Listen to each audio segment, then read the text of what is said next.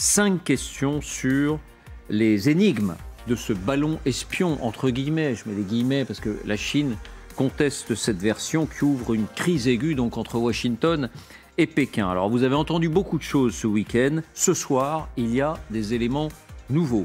Il y a des éléments nouveaux et certaines questions trouvent peu à peu leur réponse.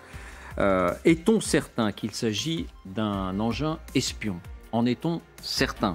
À quoi sert la surveillance d'un ballon espion comme celui-là alors qu'on dispose de satellites très perfectionnés?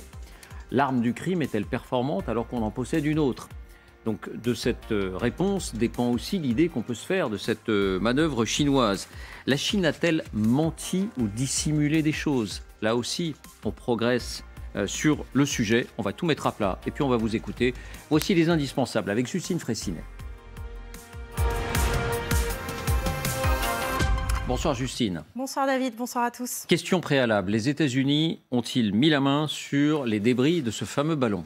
Oui, en tout cas, la collecte a commencé. Regardez ces images. Nous sommes en Caroline du Sud, sur la côte atlantique, et les gardes-côtes américains sont de retour à bord de leur bateau semi-rigide et la pêche donne ses premiers fruits. Voici les premières images de ce ballon récupéré en mer. On aperçoit clairement ici la toile blanche de l'engin sur ce premier bateau et un autre morceau de la toile sur ce second bateau. Les autres débris les plus intéressants, le radar, la caméra, les capteurs, l'électromagnétique, ont-ils été récupérés au fond de l'eau par les plongeurs? Là-dessus, l'armée reste très discrète.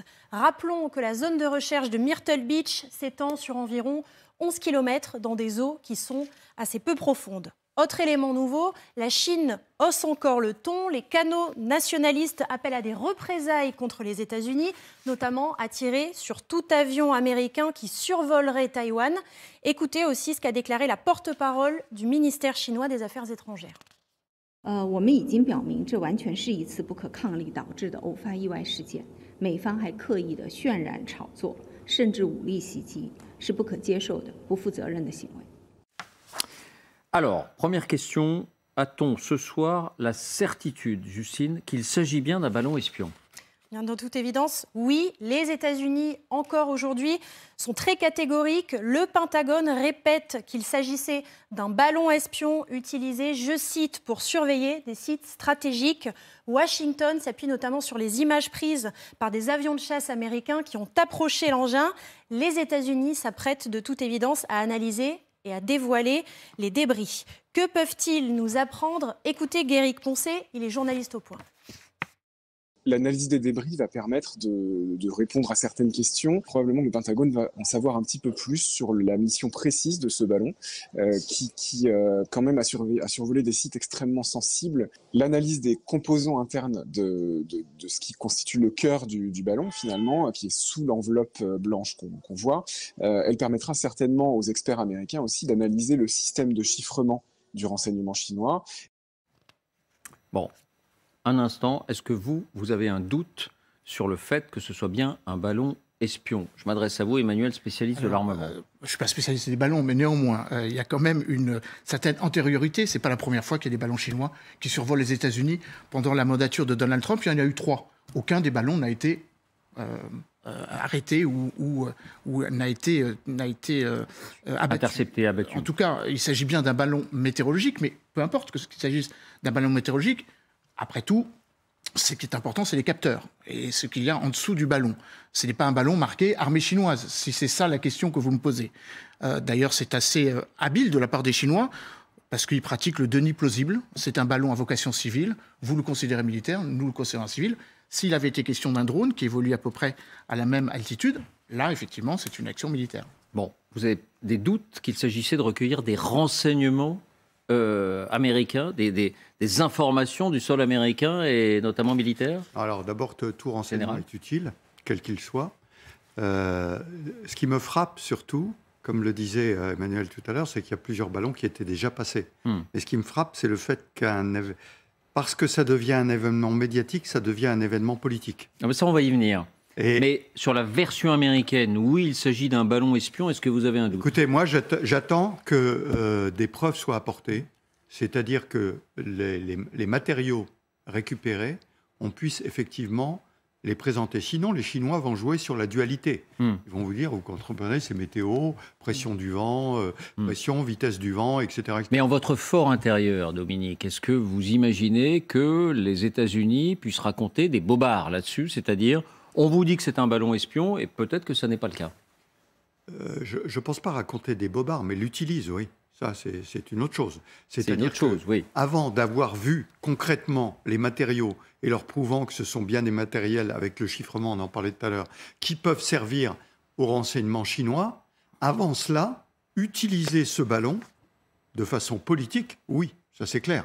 Marqué en particulier, le président Biden, souvenez-vous, quand il a été interrogé, a dit tout de suite « j'ai donné l'ordre dès le mercredi de le détruire », ça montre le chef. Il a besoin de le démontrer. Ils vont analyser les débris. Mais les avions américains, et notamment ceux qui ont bombardé ce ballon, l'ont approché de près et ont visiblement effectué des relevés. Est-ce que c'est des films? Est-ce que c'est des photos? Est-ce que vous avez un doute? Alors, je pense qu'il faut évidemment toujours attendre les preuves. Jusqu'à maintenant, c'est très intéressant d'entendre ce que le Pentagone est en train de dire. Depuis qu'on a appris l'arrivée de ce ballon dans le ciel américain, ils disent qu'eux, ils sont sûrs que c'est un ballon d'espionnage à cause de la charge du ballon. Donc eux, ils sont en train de s'adosser sur des éléments qu'ils devraient pouvoir étayer. Et on est sûr que les journalistes aux États-Unis vont poser ces questions et vont essayer d'avoir autant de preuves possibles. Donc ça, c'est d'un côté, oui. Autrement dit, si je vous comprends bien, Rim, c'est... On les voit mal mentir parce que de toute façon, ils devront en produire les preuves. Ils vont devoir produire les preuves. Puis surtout, il ne faut pas oublier, il y a quand même le passif de la guerre en Irak où il y a eu de gros mensonges. Oui. Donc s'ils recommencent maintenant, ils savent très bien qu'il y a un vrai problème de crédibilité. Après, c'est aussi intéressant de voir le timing. Ça s'est produit le jour où le ministre des Affaires étrangères américain, Tony Blinken, était supposé aller en Chine pour avoir des conversations importantes sur des sujets importants. À ce moment-là, l'administration Biden voulait ouvrir un canal plus explicite, diplomatique, avec la Chine, et ils ont dû, pour le moment, reporter cette réunion, ce qui n'était pas très opportun pour eux. Donc pourquoi est-ce qu'ils feraient ça? Ça, c'est la deuxième question. Alors qu'ils tenaient à ouvrir ce canal. Ils tenaient à ouvrir ce canal. Et troisièmement, c'est plausible que ce soit un ballon d'espionnage, parce que moi je ne suis pas experte de ballons, mais ça fait depuis qu'on a entendu parler de ça que je me renseigne, et on m'explique qu'en fait les ballons, on pourra y revenir, ont un avantage technique sur les satellites. Ça on va y venir, c'est un élément d'appréciation, mais je voulais d'abord votre conviction. Est-ce que les Américains peuvent mentir dans cette affaire tout simplement, ou est-ce qu'on a toute raison de les croire tout simplement, Vincent? Alors, si la question est est-ce que les Américains peuvent mentir, la réponse est historiquement oui, et on peut en fournir maints exemples. Pour autant, il faut toujours s'astreindre, là comme ailleurs, au doute méthodologique. Mais moi, je me tiens à mi-chemin entre le doute et la suspicion légitime.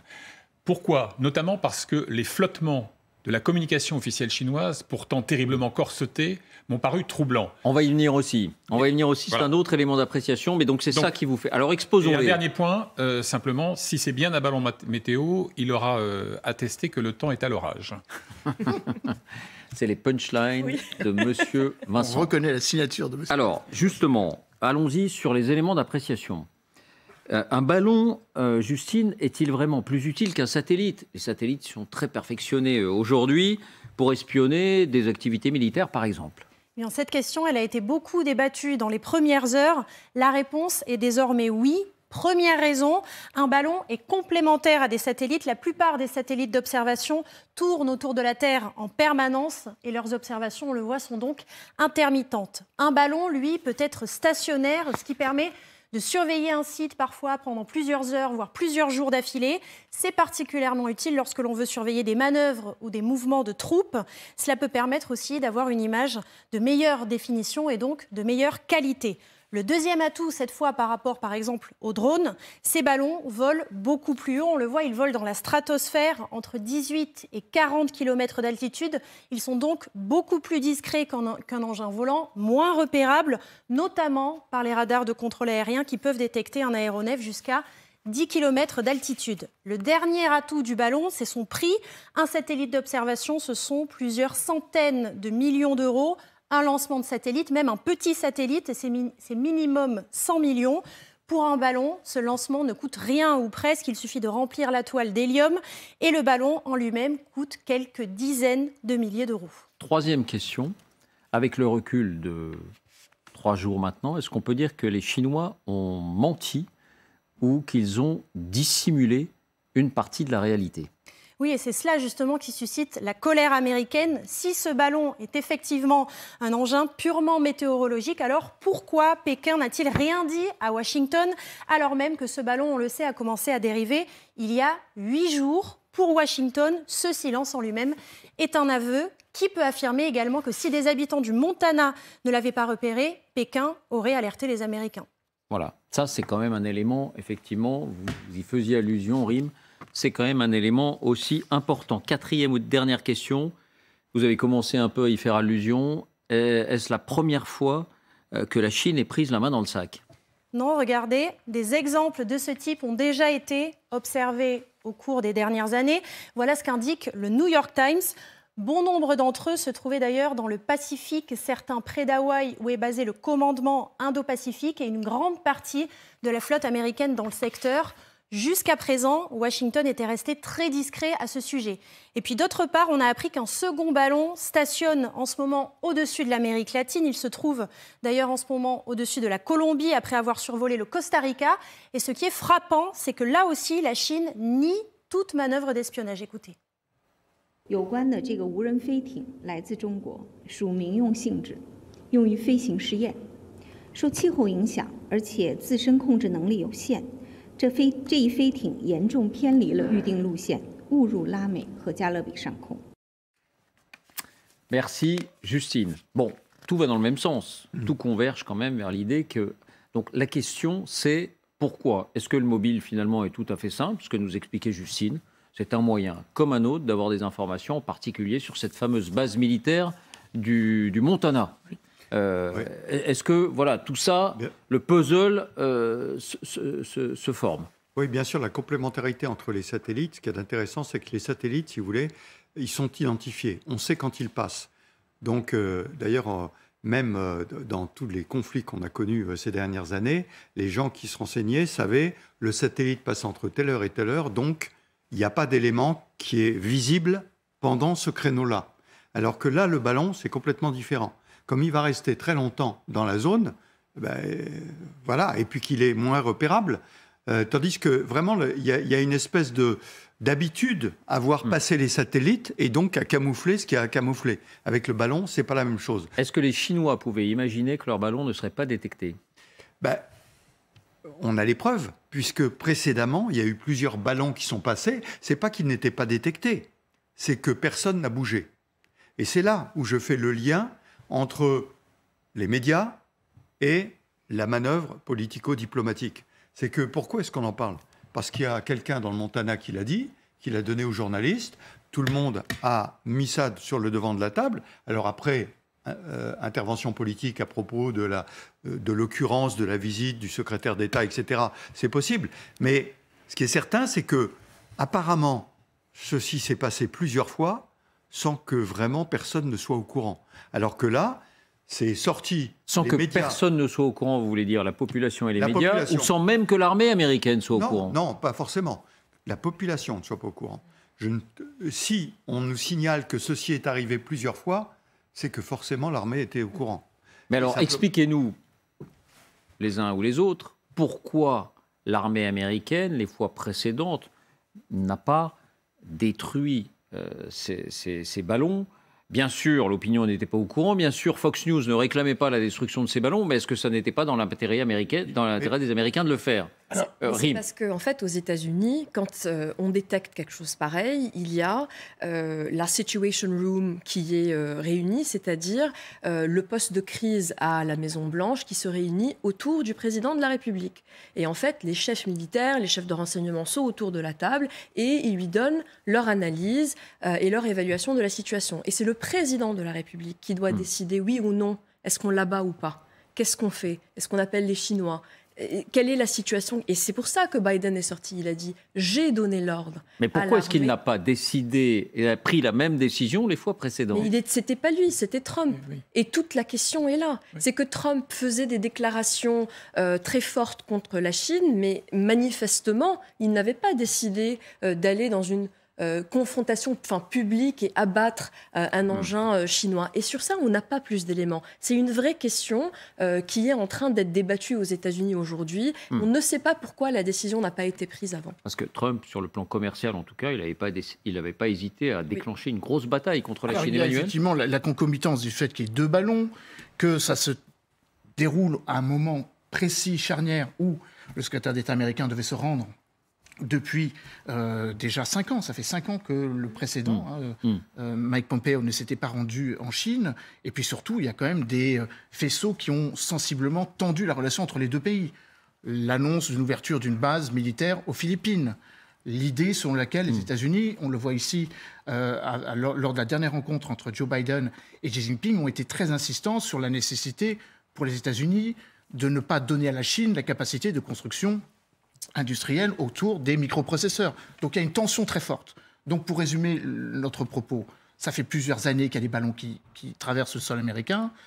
Là, les Américains ont décidé d'annoncer que c'était un ballon chinois. Ça veut dire qu'il y en a sans doute qui n'étaient pas annoncés comme des ballons chinois, mais qui l'étaient, en fait. Mais pourquoi est-ce qu'ils ne les ont pas détruits?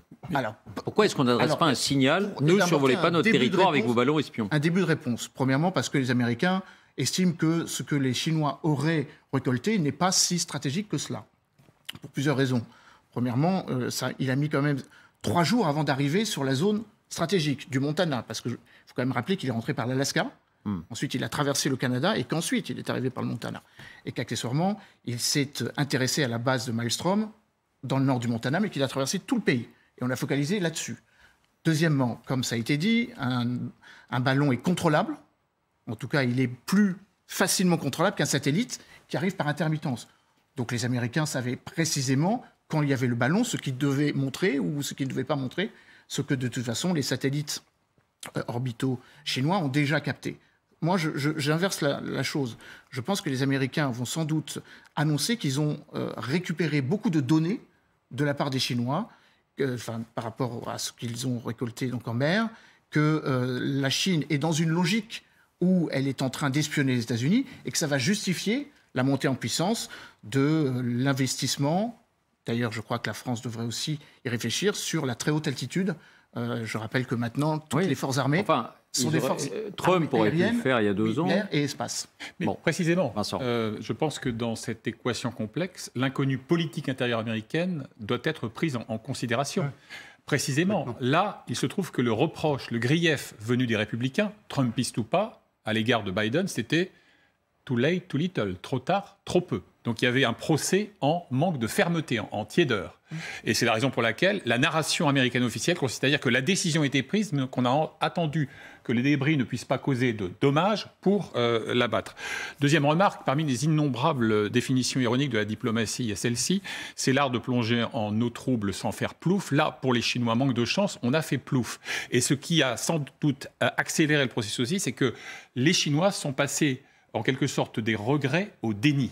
Ce qui a quand même considérablement fragilisé leur position. Dans un premier temps, si tout simplement ils avaient dit, écoutez, on a un ballon météorologique qui, hélas, les téléphones sont faits pour ça, y compris les téléphones protégés, hélas, pour des raisons climatiques, par exemple, à dévier de sa trajectoire théorique, etc. Bon, les choses pourraient s'interroger. Et il est sans doute probable aussi qu'à l'époque, les Américains jugeaient que la rencontre, la visite de Biden, la première à Pékin d'un secrétaire d'État depuis 2018, quand même, depuis Mike Pompeo, valait le coup et qu'il n'y avait pas matière à aller au clash là-dessus. Donc je crois que ces pressions de politique intérieure ont joué. Puis il y a un dernier point quand même, là aussi un peu ironique, c'est que, bon, à ma connaissance, puisqu'on parlait d'Amérique latine tout à l'heure, la seule fois où on a fait la guerre pour un ballon, c'était entre le Salvador et le Honduras, la fameuse guerre du foot à l'été 69, mais il s'agissait là d'un ballon rond qui n'avait rien à voir. Bon, en 2 mots, est-ce que vous pensez là que la crise va s'intensifier ou est-ce qu'on est dans une forme de...